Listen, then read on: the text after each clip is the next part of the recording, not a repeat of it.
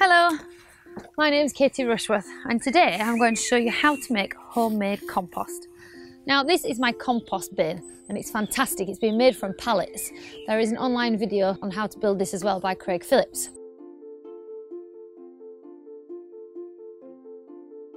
I'm going to show you what can go into your compost bin to make the most wonderful compost that you can use all over your garden for free.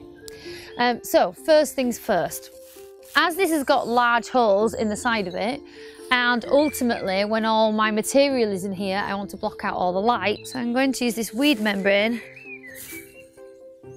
to hold in the material and also create a cover to block out the light.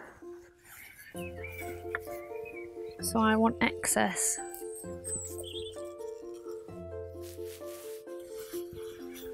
Here.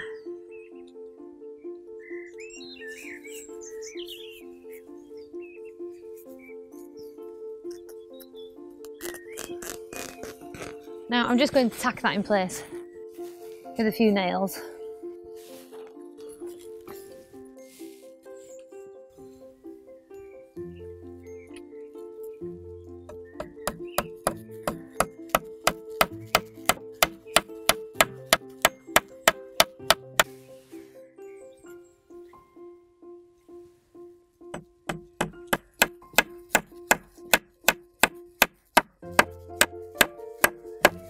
Okay, so that should stay in place now, and then this will effectively be my lid, which will then fold over whatever goes in there. Now compost is about a mixture of two things. You want both carbon in there and vegetation. So I have a huge variety of things that will go in. Firstly, all the cut flowers from in the house. Instead of throwing them away in the bin as usual, these can all now go in the compost. I also have things like this willow, which can go in, but first of all, I'm going to snap it and break it up because I wouldn't necessarily put anything in that was thicker than this. This is around pencil thickness. Anything thicker than that and twiggy will take far too long to decompose. So to help this speed up, I'm going to break it up.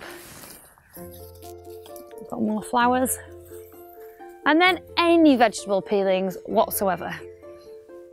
I would kind of limit the amount of citrus fruit that goes in, but apart from that, anything else. So I've got some lettuce, some cucumber. I think over here I've got some more bits and pieces. I've got potato peelings, carrot peelings, so nothing will go to waste. Banana skin. I also have here some lawn clippings. Now, lawn clippings are great and you want to kind of sprinkle them evenly over the pile if possible rather than just putting them in a heap in the middle. And you don't want too many of these because once the bacteria get in and this whole thing starts warming up, if there are too many grass clippings in there, it will just turn to sludge, and that's not what we want. We want lots of air to be reaching everywhere in the compost bin, and that's why these sides have been left open. This is an anaerobic process. So it's all about how much air will get in, and therefore that oxygen will feed the bacteria, and therefore that will speed up the decomposition. That's all my flower tops from the garden. Another thing that can go in is eggshells, and these are brilliant. And even the cardboard from the egg container, and this is the carbon factor. Another carbon option I have is paper. This has all been shredded, which is wonderful. If you have a shredder at home and you can shred paper, then all the better. Because again, it will just speed up the whole process.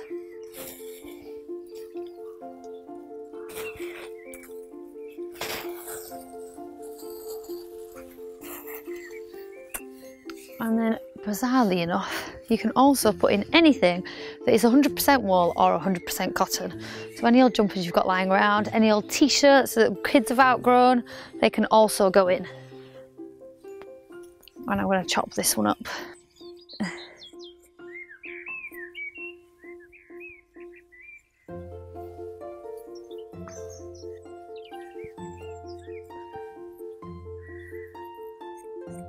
Now, to speed up the whole process, every week or so, you should come out and just check how moist your compost heap is. You don't want it too moist because then you'll get that sludge, but you do want to add some moisture to kind of just keep things moving along. It's also a really good idea if you have a garden fork, if you shove that in and wiggle it around, and then again it gets more air and oxygen into the pile.